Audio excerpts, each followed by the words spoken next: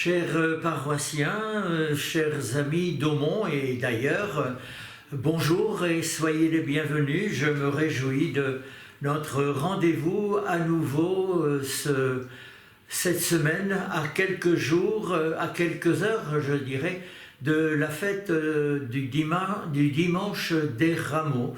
Et voilà, nous sommes là pour notre rendez-vous hebdomadaire de Parole A. Et je me réjouis d'être des vôtres à ces quelques heures donc du dimanche des Rameaux.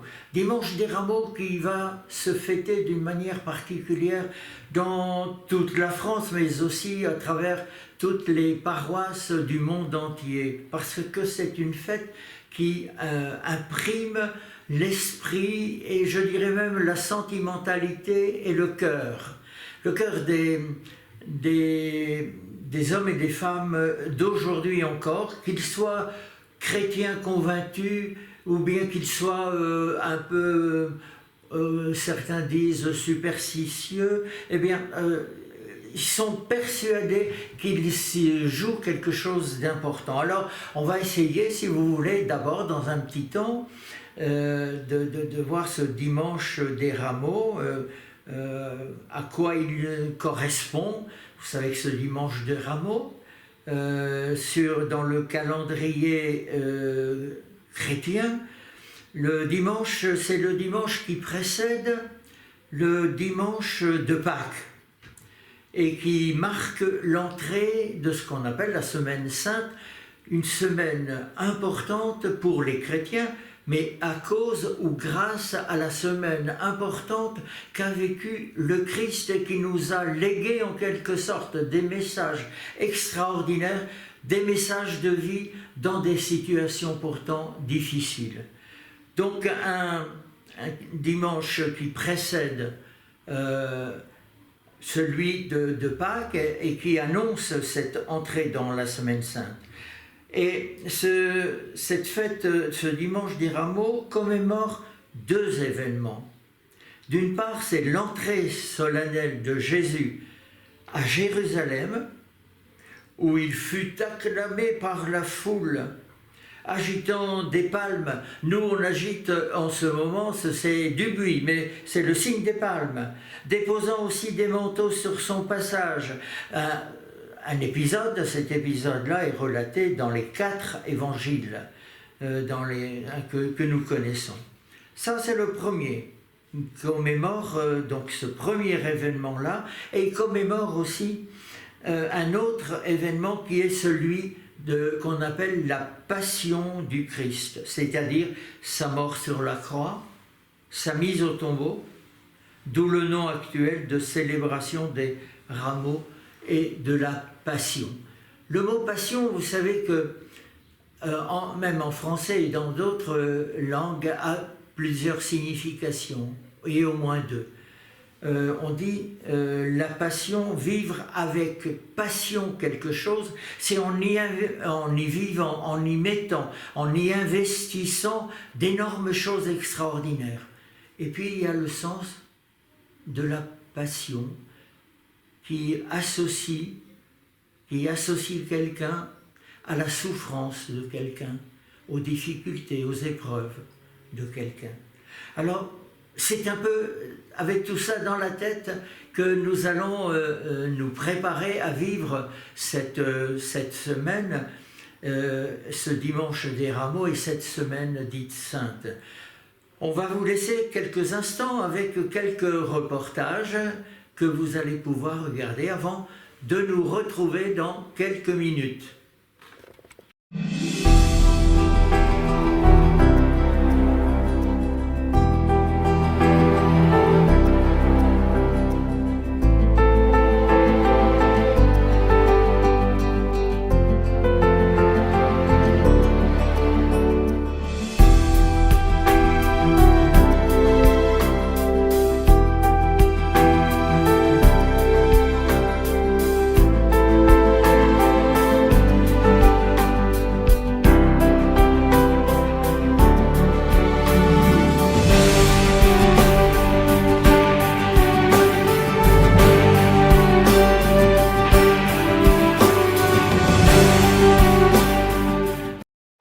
lendemain, la foule énorme des gens venus à la fête de Pâques apprit que Jésus arrivait à Jérusalem.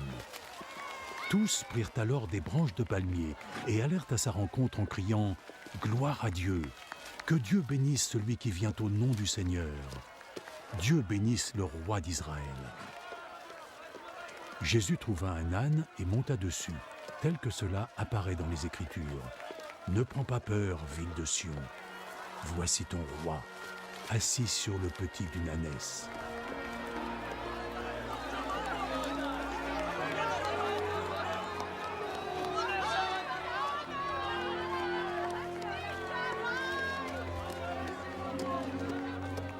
Ses disciples ne comprirent pas tout de suite l'ampleur de cet acte, mais lorsque Jésus eut été glorifié, ils se souvinrent que les Écritures avaient annoncé cela à son sujet et que cela avait été accompli pour lui. Tous ceux qui avaient été les témoins du moment où Jésus avait fait sortir Lazare du tombeau et l'avait ressuscité des morts racontaient ce qu'ils avaient vu. Voilà pourquoi la foule venait à sa rencontre. Tous avaient entendu parler de ce miracle qu'il avait accompli. Alors, les pharisiens le constatèrent entre eux. Voilà, nous sommes loin d'avoir réussi. Voyez, le monde entier est en train de le suivre.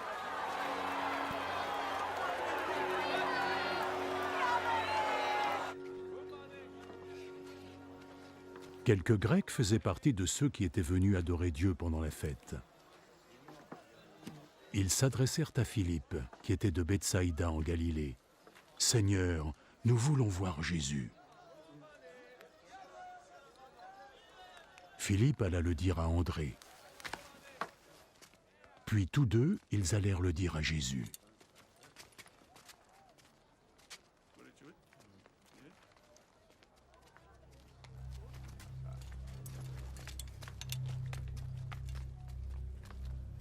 Maintenant, l'heure est venue pour le Fils de l'homme de recevoir la gloire.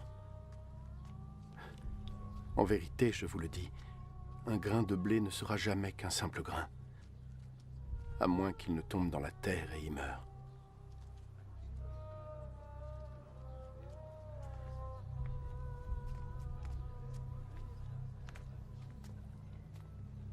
Et quand il meurt, il produit alors beaucoup de graines. Ceux qui chérissent leur propre vie la perdront. Mais ceux qui refusent leur vie dans ce monde la garderont pour la vie éternelle.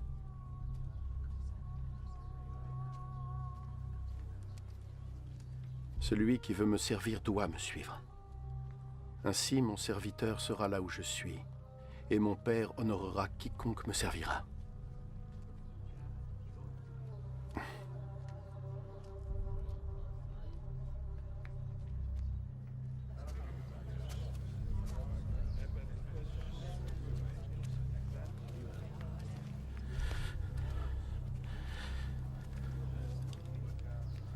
Maintenant, mon âme est troublée. Que dois-je dire? Dois-je dire, Père, ne permets pas à cette heure d'arriver? Mais je suis venu pour ça. Pour que je puisse endurer cette heure de souffrance.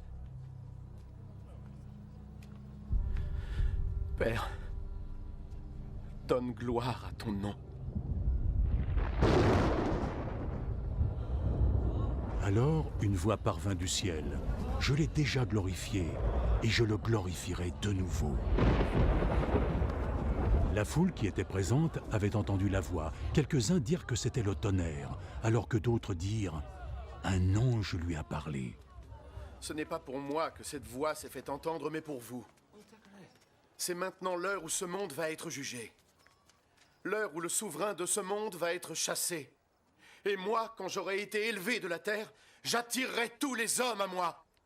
En disant cela, il indiquait quel genre de mort il allait devoir endurer. Dans notre loi, il est dit que le Messie vivra éternellement. Comment peux-tu dire alors que le Fils de l'homme doit être élevé? Qui est ce Fils de l'homme?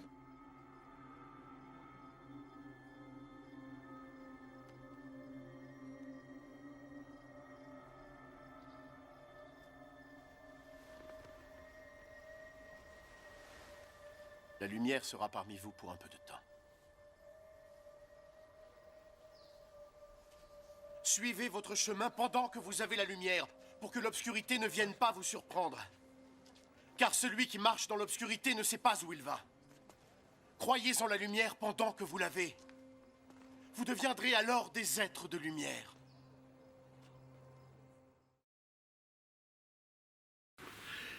Voilà, nous revoici. C'est un événement qui a été important du temps de Jésus et il est aussi à notre époque, puisque vous le savez, dimanche, vraisemblablement, il y aura beaucoup de monde qui viendront dans les églises pour fêter cet événement avec du buis. Mais à cela, il y a quelques questions qui se posent, ou qu'on me pose, on me dit, mais monsieur l'abbé, pourquoi du buis ? Alors que du temps de Jésus, c'était pas du buis, mais c'était des grands palmes, vous savez, mais c'était pour faire la fête, c'était pour acclamer Jésus, c'était pour faire la fête à Jésus, c'était pour honorer Jésus avec joie et avec beaucoup de force. Mais pour nous, pourquoi du buis dans nos maisons ? Vous savez, les gens qui vont venir dimanche vont emporter chez eux du buis. Certains iront même tout de suite au cimetière pour le mettre sur la tombe d'un être cher qu'ils ont aimé, respecté et adulé. Ou bien qu'ils vont le mettre sur le petit crucifix qu'ils ont dans la maison. Alors pourquoi ce buis ? Eh bien, je crois que c'est quelque chose qui est extraordinairement important. Je voudrais vous le partager. Si on met du buis sur la tombe de quelqu'un qu'on a aimé et qui est mort, c'est qu'on croit que le buis est lié à Jésus mort et ressuscité. Jésus qui donne la vie éternelle par la résurrection. Donc au cimetière, si nous mettons sur nos tombes ce petit morceau de buis, c'est parce que nous croyons à la vie plus forte, à une vie plus forte que la mort que l'on a connue avec ce qu'on a aimé. Et cette vie plus forte que la mort, c'est celle que Jésus nous donne.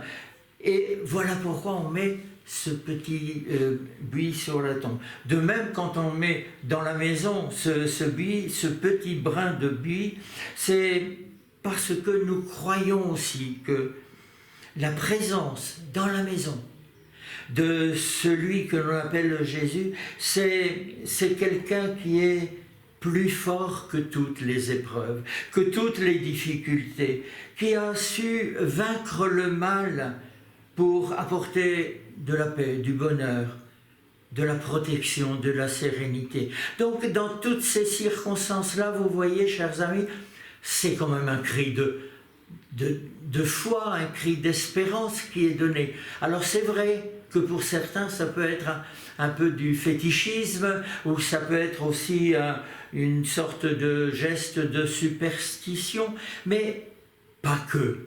Je pense qu'au-delà de ça, il y a davantage pour beaucoup de personnes. Alors, je me réjouis de ça, qu'il puisse se passer dans le cœur et dans l'esprit de nos contemporains, qu'il puisse se passer pareille situation, pareille compréhension. Je me réjouis et je dis merci au bon Dieu. Et je continue de prier pour que cela puisse grandir dans le cœur des uns et des autres, cette manière de comprendre, cette manière de recevoir au travers de ce dimanche des rameaux et de la Passion, de recevoir quelqu'un qui nous annonce que la vie qu'il donne est plus forte que la mort, plus forte que tout, et que cette vie, c'est la vie même de Dieu, une vie de vivant, une vie de ressuscité.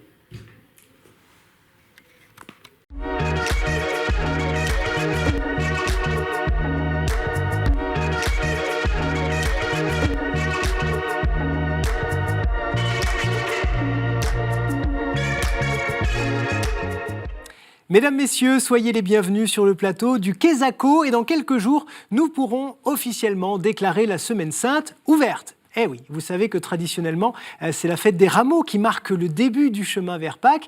Et ça tombe bien puisque le mot du jour, c'est Rameau, voilà, on a fait simple. Alors bon, c'est vrai que ça fait partie de ces termes religieux que vous connaissez forcément et que vous savez sûrement définir sans problème, mais on va s'atteler quand même à vous donner le plus de détails possible. Et juste avant, vous allez voir que les gens dans la rue ont bien du mal à se souvenir de quoi il s'agit. Regardez.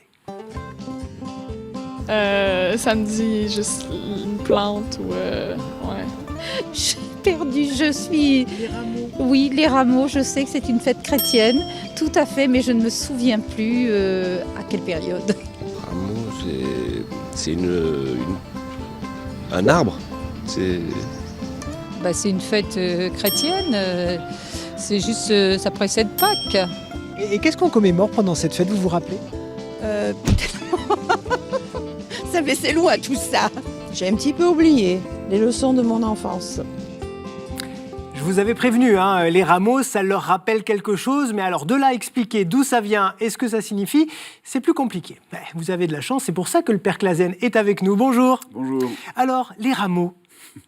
Les rameaux, alors ce sont en effet des végétaux, mais c'est pour nous chrétiens, c'est la première journée de la Semaine Sainte, le dimanche des rameaux, qui précède donc Pâques d'une semaine.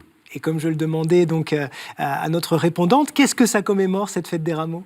Alors c'est l'entrée du Christ à Jérusalem. On a ça dans les 4 récits évangéliques, alors, avec des nuances les uns et les autres. Mais il y a des signes qui ne trompent pas pour un bon juif. Par exemple, l'histoire de l'ânon. On nous dit dans les 4 évangiles que Jésus demande qu'on lui apporte un âne ou un ânon. Enfin, ça dépend. Il y en a même un qui dit les deux. Et il rentre dans Jérusalem assis sur un ânon. Or, ça signe une promesse messianique dans le livre de Zacharie, où on nous annonce que le Messie arrivera monté sur un ânon, c'est-à-dire humblement, quoi. Alors, on dit rameau, mais dans les évangiles, ils ne sont pas tous d'accord sur l'arbre d'où ça vient. Oui. Et nous, on a rajouté les buis. Oui. Voilà, donc là-bas, point de buis, ce sont des palmes ou des branches vertes. Bon, ça, on ne sait pas très bien. Par contre, ce que tous les évangélistes attestent, c'est ce que disent les gens. Hosanna, au plus haut des cieux, béni soit celui qui vient. Et là aussi, c'est une citation de l'Ancien Testament. Et là, pour un juif observant, c'est absolument inencaissable, quoi. D'ailleurs, Marc, je crois que c'est Marc qui précise, les pharisiens interviennent et disent « fais-les taire ». Parce que prononcer ça, c'est l'acclamer comme Messie. Donc là-dessus, il ne se trompe pas. Et finalement, alors qu'est-ce qu'on peut garder spirituellement de ces rameaux, justement? Alors, moi, j'insiste toujours, quand j'introduis cette célébration dans ma paroisse, pour dire que nous vivons en 1 heure l'ensemble de la Semaine Sainte. C'est-à-dire, on vit à la fois l'acclamation et la condamnation. On vit entre les deux, et plutôt après, on vit l'Eucharistie, c'est-à-dire le mode de présence du Christ parmi nous. Mais avant, on a cette espèce d'ambiguïté qu'il y a chez nous, de le proclamer comme Seigneur et de sans cesse le trahir. Il ne règne pas dans nos vies. Voilà, et on le vit dans la même célébration, puisque le même jour, on lit l'acclamation, quand on est aux portes, le prêtre lit l'acclamation « Hosanna, Hosanna, fils de David », etc. Et un quart d'heure après, on lit la Passion. Ouais. Donc c'est effectivement tout le chemin qui se dessine ici. Ouais. Et quel conseil vous pourriez donner aux gens qui nous regardent pour bien vivre cette fête des rameaux chez eux? Je me rappelle par exemple que ma grand-mère me faisait des rameaux qu'elle posait dans mon assiette. Ça peut être une façon aussi de faire entrer Dieu dans la quotidienneté. Oui. Alors il faut ramener les rameaux chez soi, il faut en orner sa maison, les crucifix, les icônes ou des choses comme ça. Moi, je suis pas très favorable au fait de les laisser sur les tombes parce que très rapidement le vent les disperse. Bon, il vaut mieux garder ça chez soi, que le chez soi soit marqué de cette espèce de mémoire qu'il a donné sa vie. Voilà, ça donne un petit signe de présence, quoi, pour les gens qui ont des crucifix chez eux, ce que j'encourage beaucoup quand même. Eh bien, merci beaucoup, Père Clasen, d'avoir été avec nous cette semaine encore. On se retrouve évidemment la semaine prochaine, toujours dans les pas de Jésus, avec le terme « ecce homo ». C'est du latin et ça vous laisse une semaine pour réviser vos déclinaisons. Merci pour votre fidélité. Ciao.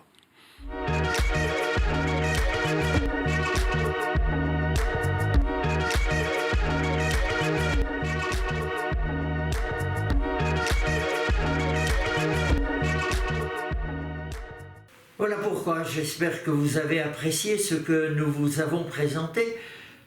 Voilà pourquoi ce que nous allons vivre, et vous êtes invités dimanche à l'église, soit à 9h, soit à 11h pour le dimanche des Rameaux.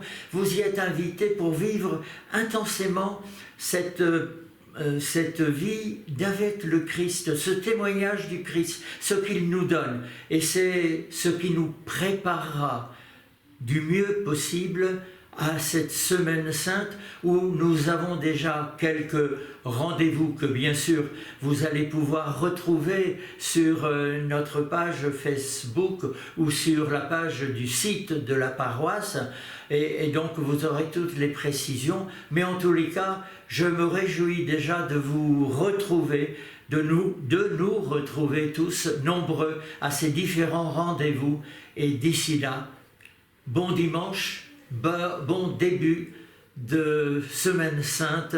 À bientôt. À bientôt.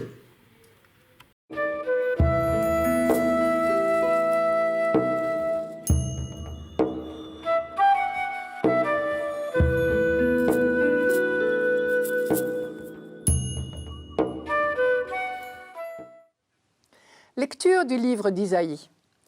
Le Seigneur, mon Dieu, m'a donné le langage des disciples, pour que je puisse, d'une parole, soutenir celui qui est épuisé. Chaque matin, il éveille mon oreille pour qu'en disciple, j'écoute. Le Seigneur Dieu m'a ouvert l'oreille, et moi, je ne me suis pas révolté, je ne me suis pas dérobé. J'ai présenté mon dos à ceux qui me frappaient, et mes joues à ceux qui m'arrachaient la barbe. Je n'ai pas caché ma face devant les outrages et les crachats. Le Seigneur, mon Dieu, vient à mon secours. C'est pourquoi je ne suis pas atteint par les outrages. C'est pourquoi j'ai rendu ma face dure comme pierre. Je sais que je ne serai pas confondu.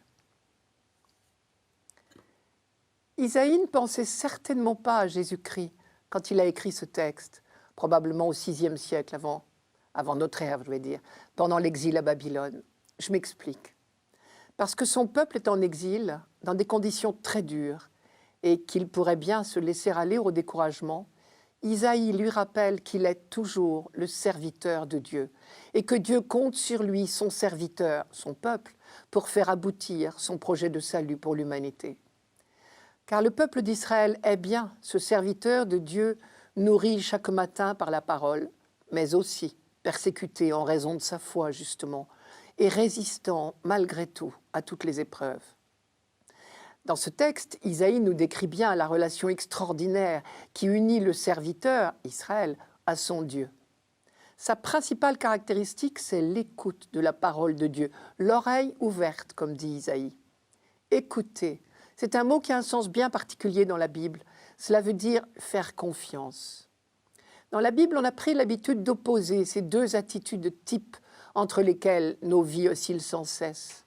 Confiance à l'égard de Dieu, abandon serein à sa volonté, parce qu'on sait d'expérience que sa volonté n'est que bonne, ou bien méfiance, soupçon porté sur les intentions de Dieu et révolte devant les épreuves, révolte qui peut nous amener à croire que Dieu nous aurait abandonnés, ou pire, qu'il pourrait trouver une satisfaction dans nos souffrances. Les prophètes, les uns après les autres, disent « Écoute Israël » ou bien « Aujourd'hui, écouterez-vous sa parole ?» Et dans leur bouche, la recommandation « Écoutez » veut toujours dire « Faites confiance à Dieu, quoi qu'il arrive ». Et saint Paul dira pourquoi. Parce que Dieu fait tout concourir au bien de ceux qui l'aiment, c'est-à-dire qui lui font confiance, c'est dans la lettre aux Romains. De tout mal, de toute difficulté, de toute épreuve, Dieu fait surgir du bien. À toute haine, il oppose un amour plus fort encore. Dans toute persécution, il donne la force du pardon. De toute mort, il fait surgir la vie, la résurrection. C'est bien l'histoire d'une confiance réciproque. Dieu fait confiance à son serviteur, il lui confie une mission. En retour, le serviteur accepte sa mission avec confiance. Et c'est cette confiance même qui lui donne la force nécessaire pour tenir bon, jusque dans les oppositions qu'il rencontrera inévitablement. Ici, la mission est celle de témoin, je cite, « pour que je puisse soutenir celui qui est épuisé », dit le serviteur. En confiant cette mission, le Seigneur donne la force nécessaire, il donne le langage nécessaire, je cite, « Le Seigneur, Dieu, m'a donné le langage des disciples. Et mieux, c'est lui qui nourrit lui-même cette confiance, qui est la source de toutes les audaces au service des autres. Le Seigneur, mon Dieu, m'a ouvert l'oreille. Ce qui veut dire que l'écoute, au sens biblique, la confiance elle-même, est don de Dieu. Finalement, tout est cadeau. La mission et aussi la force et aussi la confiance qui rend inébranlable. C'est justement la caractéristique du croyant, de tout reconnaître comme don de Dieu. Et celui qui vit dans ce don permanent de la force de Dieu peut tout affronter. Je ne me suis pas révolté, je ne me suis pas dérobé. La fidélité à la mission confiée implique inévitablement la persécution. On le sait bien. Les vrais prophètes, c'est-à-dire ceux qui parlent réellement au nom de Dieu, sont rarement appréciés de leur vivant.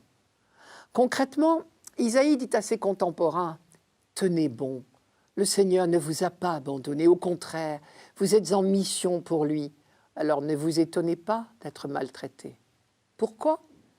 Parce que le serviteur qui écoute réellement la parole de Dieu, c'est-à-dire qui la met en pratique, devient vite extrêmement dérangeant.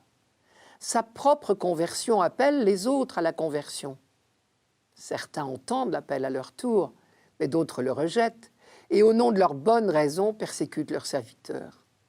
Et chaque matin, le serviteur doit se ressourcer auprès de celui qui lui permet de tout affronter.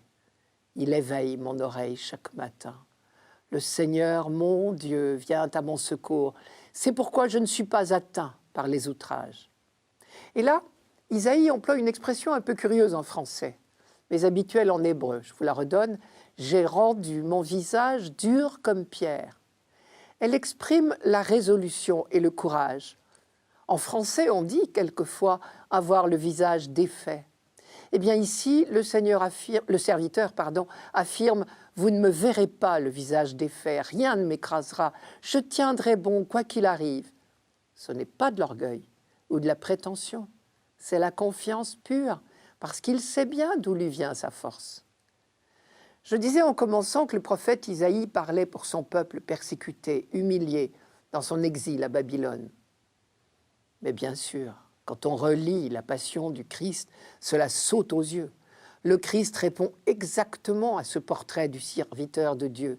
Écoute de la parole, confiance inaltérable et donc certitude de la victoire au sein même de la persécution.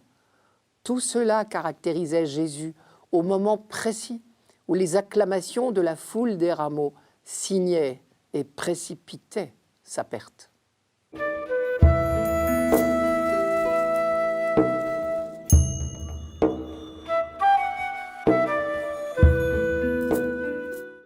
Psaume 21. Mon Dieu, pourquoi m'as-tu abandonné ? Tous ceux qui me voient me bafouent, ils ricanent et hochent la tête. Ils comptaient sur le Seigneur, qu'il le délivre, qu'il le sauve puisqu'il est son ami. Oui, des chiens me cernent, une bande de vauriens m'entoure. Ils me percent les mains et les pieds. Je peux compter tous mes os. Ils partagent entre eux mes habits et tirent au sort mon vêtement. Mais toi, Seigneur, ne sois pas loin. Ô ma force, viens vite à mon aide. Tu m'as répondu, et je proclame ton nom devant mes frères. Je te loue en pleine assemblée. Vous qui le craignez, louez le Seigneur. Ce psaume 21 nous réserve quelques surprises. Il commence par cette fameuse phrase « Mon Dieu, pourquoi m'as-tu abandonné ?» qui a fait couler beaucoup d'encre et même de paroles de musique. L'ennui, c'est que nous la sortons de son contexte et que du coup, nous sommes souvent tentés de la comprendre de travers. Pour la comprendre, il faut relire le psaume en entier. Il est assez long. 32 versets, dont nous lisons rarement la fin. Or, que dit la fin ? C'est une action de grâce, d'un bout à l'autre. Tu m'as répondu, et je proclame ton nom devant mes frères. Je te loue en pleine assemblée. Celui qui criait « Mon Dieu, pourquoi m'as-tu abandonné ?» dans le premier verset, rend grâce quelques versets plus bas pour le salut accordé. Non seulement il n'est pas mort, mais il remercie Dieu justement de ne pas l'avoir abandonné. Ensuite, deuxième surprise, à première vue, on croirait vraiment que le psaume 21 a été écrit pour Jésus-Christ. Il me perce les mains et les pieds. Je peux compter tous mes os. Il s'agit bien du supplice d'un crucifié. Et cela sous les yeux cruels et peut-être même voyeurs des bourreaux et de la foule. Oui, des chiens me cernent.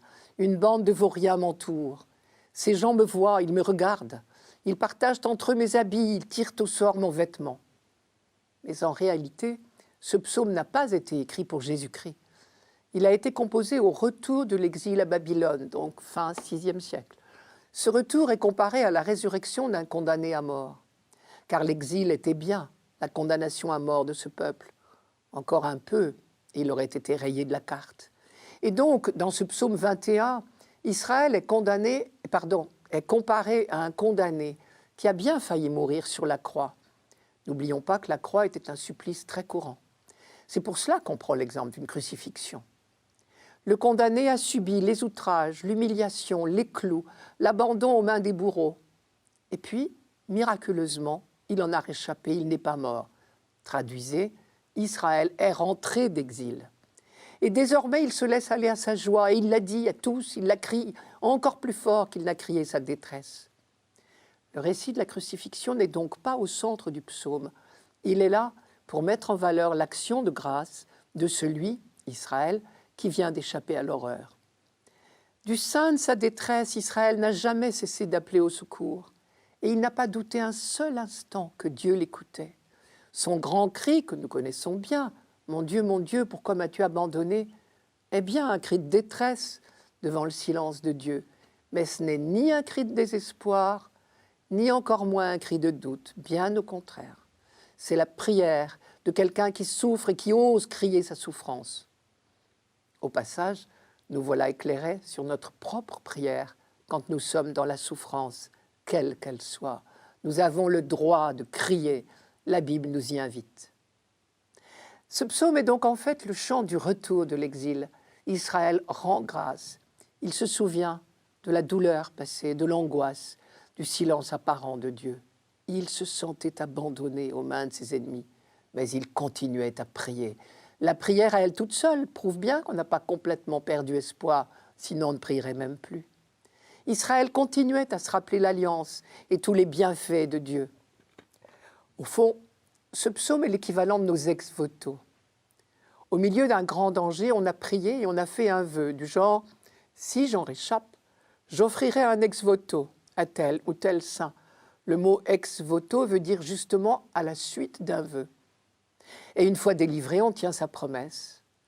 C'est parfois sous forme d'un tableau qui rappelle le drame et la prière des proches. Eh bien, notre psaume 21 ressemble exactement à cela. Il décrit bien l'horreur de l'exil, la détresse du peuple d'Israël et de Jérusalem assiégée par Nabuchodonosor, le sentiment d'impuissance devant l'épreuve. Et ici, l'épreuve, c'est la haine des hommes. Il dit la prière de supplication, « Mon Dieu, pourquoi m'as-tu abandonné ?» qu'on peut traduire « Pourquoi, en vue de quoi m'as-tu abandonné à la haine de mes ennemis ?» Et Dieu sait si le peuple d'Israël a été affronté de nombreuses fois à la haine des hommes. Mais ce psaume dit encore plus, tout comme nos ex-voto, l'action de grâce de celui qui reconnaît devoir à Dieu seul son salut. Tu m'as répondu, et je proclame ton nom devant mes frères. Je te loue en pleine assemblée. Vous qui le craignez, louez le Seigneur.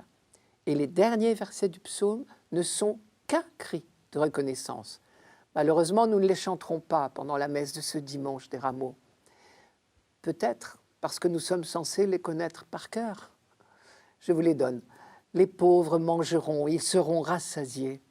Ils loueront le Seigneur, ceux qui le cherchent. À vous toujours la vie et la joie. La terre se souviendra et reviendra vers le Seigneur. Chaque famille de nations se prosternera devant lui. Moi, je vis pour lui, ma descendance le servira. On annoncera le Seigneur aux générations à venir. On proclamera sa justice au peuple qui va naître. Voilà son œuvre.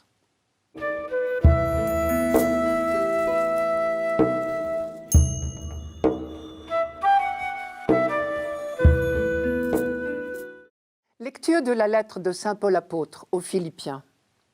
Le Christ Jésus, ayant la condition de Dieu, ne retint pas jalousement le rang qu'il égalait à Dieu, mais il s'est anéanti, prenant la condition de serviteur, devenant semblable aux hommes. Reconnu homme à son aspect, il s'est abaissé, devenant obéissant jusqu'à la mort et la mort de la croix. C'est pourquoi Dieu l'a exalté, il l'a doté du nom qui est au-dessus de tout nom, afin qu'au nom de Jésus, tout genou fléchisse, au ciel, sur terre et aux enfers, et que toute langue proclame « Jésus-Christ est Seigneur, à la gloire de Dieu le Père ». Pendant l'exil à Babylone, au VIe siècle avant Jésus-Christ, le prophète Isaïe, de la part de Dieu bien sûr, avait assigné une mission et un titre à ses contemporains. Le titre était celui de serviteur de Dieu. Il s'agissait, au cœur même des épreuves de l'exil, de rester fidèles à la foi de leur Père et d'en témoigner au milieu des païens de Babylone, fût-ce au prix des humiliations et de la persécution. Dieu seul pouvait leur donner la force d'accomplir cette mission. Eh bien, lorsque les premiers chrétiens ont été affrontés au scandale de la croix du Christ, ils ont médité le mystère du destin de Jésus et n'ont pas trouvé de meilleure explication que celle-là. Jésus s'est anéanti, prenant la condition de serviteur. Lui aussi a bravé l'opposition, les humiliations, la persécution.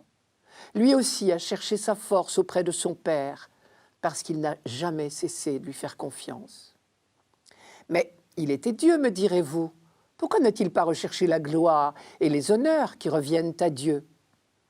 Mais justement, parce qu'il est Dieu, il veut sauver les hommes. Il agit donc en homme et seulement en homme pour montrer le chemin aux hommes. Paul dit « Le Christ Jésus, ayant la condition de Dieu, ne retint pas jalousement le rang qu'il égalait à Dieu. C'est justement parce qu'il est de condition divine qu'il ne revendique rien. Il sait, lui, ce qu'est l'amour gratuit. Il sait bien que ce n'est pas bon de revendiquer. Il ne juge pas bon de revendiquer le droit d'être traité à l'égal de Dieu. Et pourtant, c'est bien cela que Dieu veut nous donner. Donner comme un cadeau. Et c'est effectivement cela qui lui a été donné en définitive. Mais j'ai bien dit comme un cadeau. Et non pas comme une récompense. Car il me semble que l'un des pièges de ce texte est la tentation que nous avons de le lire en termes de récompense. Comme si le schéma était « Jésus s'est admirablement comporté et donc il a reçu une récompense admirable ».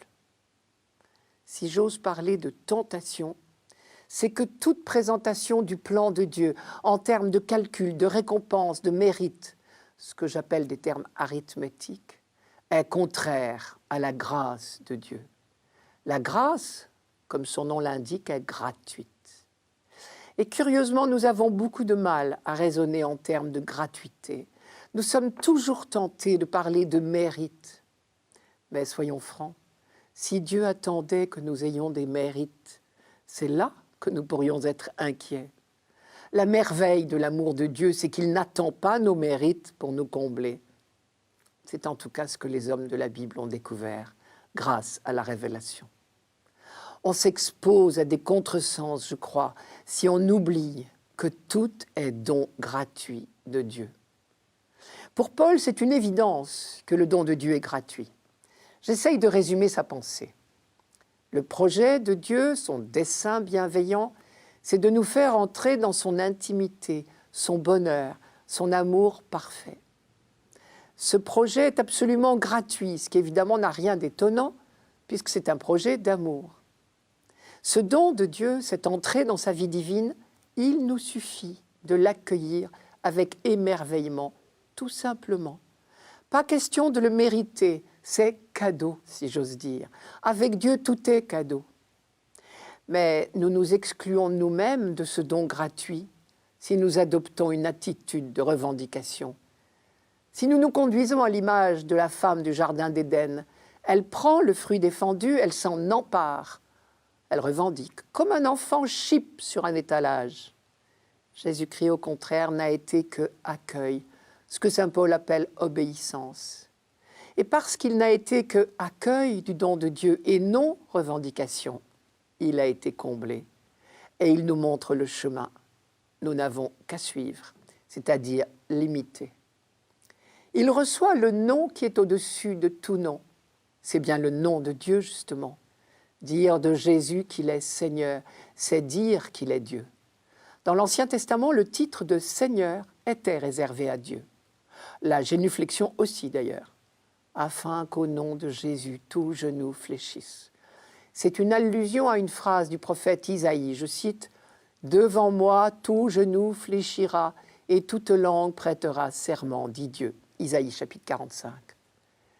Jésus a vécu sa vie d'homme dans l'humilité et la confiance, même quand le pire est arrivé, c'est-à-dire la haine des hommes et la mort.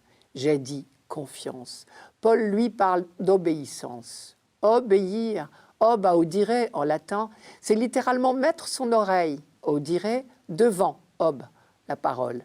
C'est l'attitude du dialogue parfait, sans ombre. C'est la totale confiance. Si on met son oreille devant la parole de quelqu'un, c'est parce qu'on sait que cette parole n'est qu'amour. On peut l'écouter sans crainte.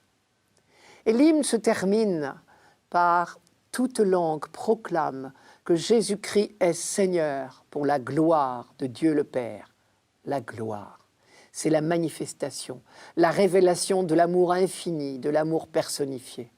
Autrement dit, en voyant le Christ porter l'amour à son paroxysme et accepter de mourir pour nous révéler jusqu'où va l'amour de Dieu, nous pouvons dire comme le centurion, oui, vraiment, celui-là est fils de Dieu, puisque Dieu, c'est l'amour.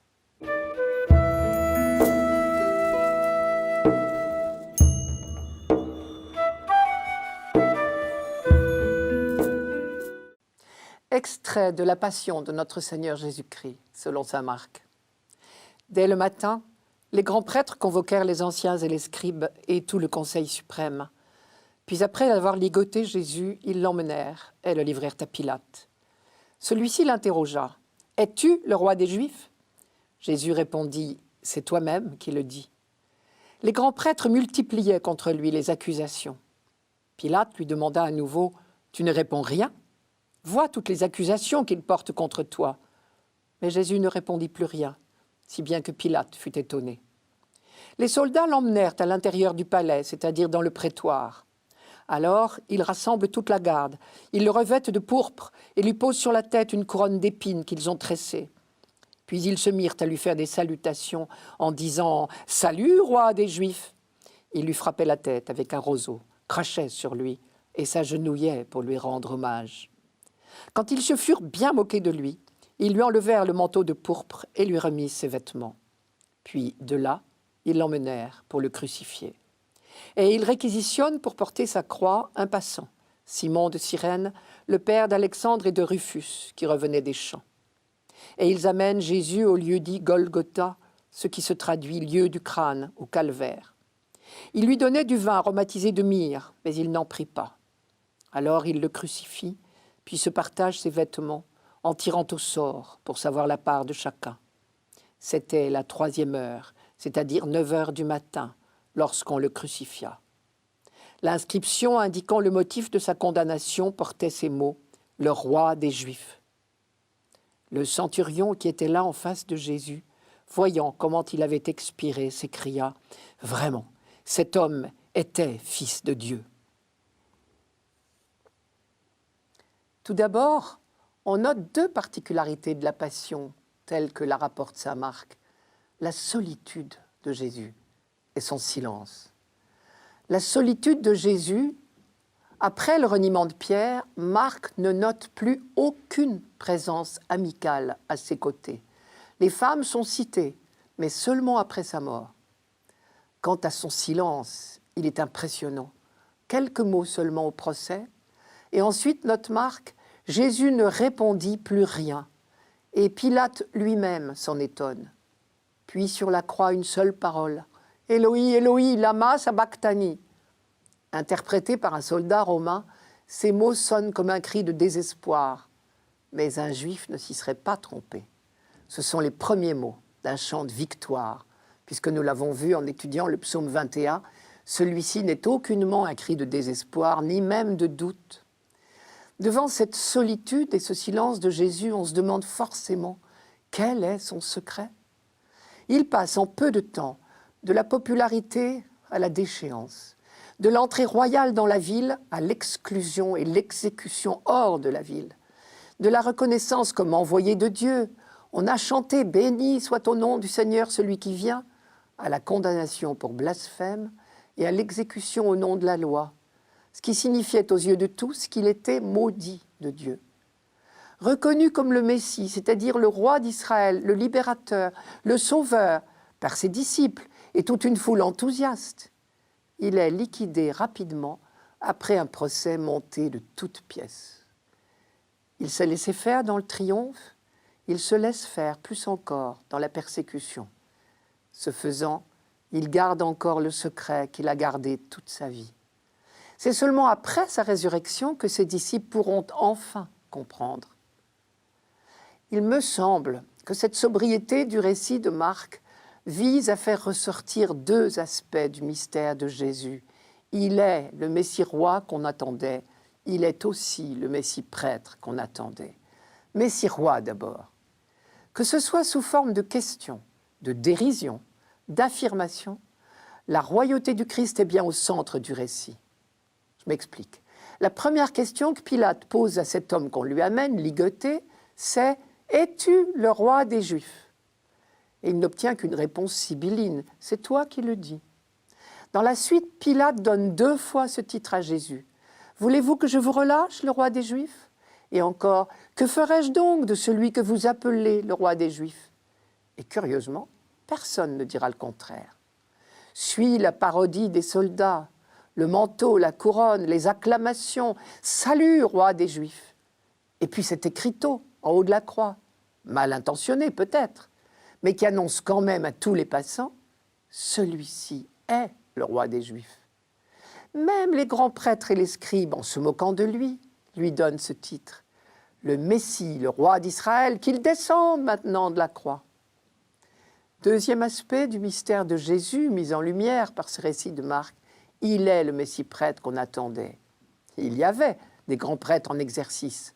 Et ce sont eux d'ailleurs qui ont joué le premier rôle dans la condamnation et la mort de Jésus. Ce sont eux qui amènent Jésus chez Pilate et qui veillent au bon déroulement des opérations. Un peu plus tard, ce sont eux qui excitent la foule pour qu'elle réclame la libération de Barabbas. Pilate lui-même n'est pas dupe, puisque Marc précise, Pilate voyait bien que les grands prêtres l'avaient livré par jalousie. Une jalousie justifiée, si l'on veut bien admettre que de bonne foi, ils se sont inquiétés du succès de Jésus, qui à leurs yeux entraîne le peuple vers de fausses espérances. Mais le vrai prêtre, le Messie prêtre qu'on attendait, c'est lui. Car Marc est le seul avec Jean à parler de pourpre pour le vêtement remis à Jésus pour se moquer de lui. Or, la pourpre, ne l'oublions pas, était la couleur des vêtements des rois et des grands prêtres. Suprême dérision. Ceux qui portaient cette pourpre passeront à côté de la vérité. Et c'est d'un païen que vient la première profession de foi. Vraiment, cet homme était fils de Dieu.